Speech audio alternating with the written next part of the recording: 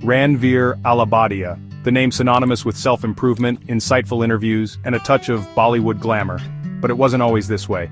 Ranveer's journey began with a humble YouTube channel, BeerBiceps, a far cry from the sophisticated studios he'd later grace. Back then it was all about fitness tips and gym hacks. He connected with a generation obsessed with physique and self-optimization. His charm was undeniable, his advice, practical and relatable. He became their virtual gym buddy. But Ranveer's ambitions went beyond bicep curls and protein shakes. He saw a bigger picture. He wanted to empower his audience beyond the physical. Enter the Ranveer Show. This wasn't just a name change, it was a complete evolution. He transitioned from fitness guru to a thought leader, interviewing everyone from Bollywood stars to business tycoons.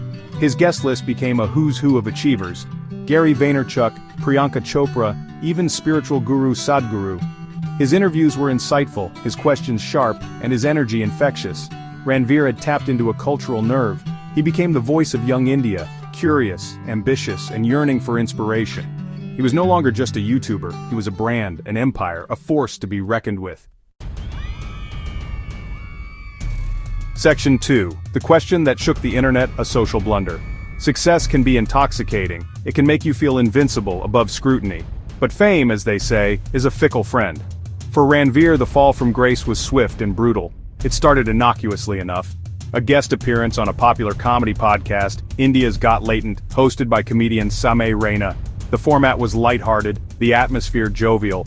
Then came the question. It was about parental intimacy, a topic so personal, so culturally sensitive, that it should have been off limits. But the question was asked. And to make matters worse, Ranveer laughed.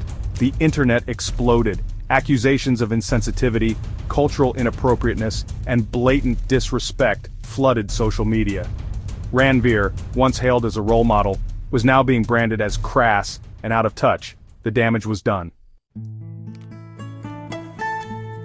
Section 3. Fallout and Redemption, Navigating the Aftermath. The backlash was immediate and relentless. Brands, once eager to associate with his success, distanced themselves. Sponsorship deals vanished overnight. Followers, once ardent admirers, clicked the unfollow button.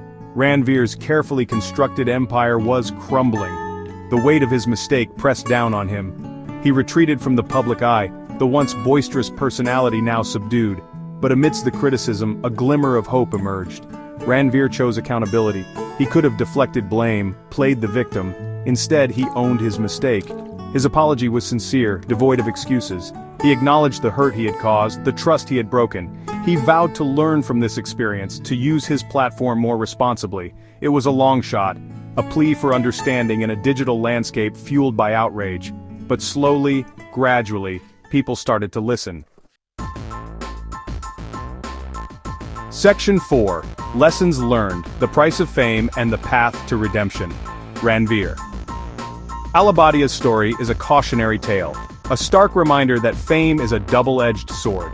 It can elevate you to unimaginable heights, but it can also magnify your flaws for the world to see. It's a story about the importance of humility, of using your platform responsibly, especially when you have millions of eyes watching your every move. But it's also a story about redemption, about acknowledging your mistakes, learning from them, and striving to be better. Ranveer's journey is far from over. The road to rebuilding trust is long and arduous, but his willingness to confront his shortcomings offers a glimmer of hope.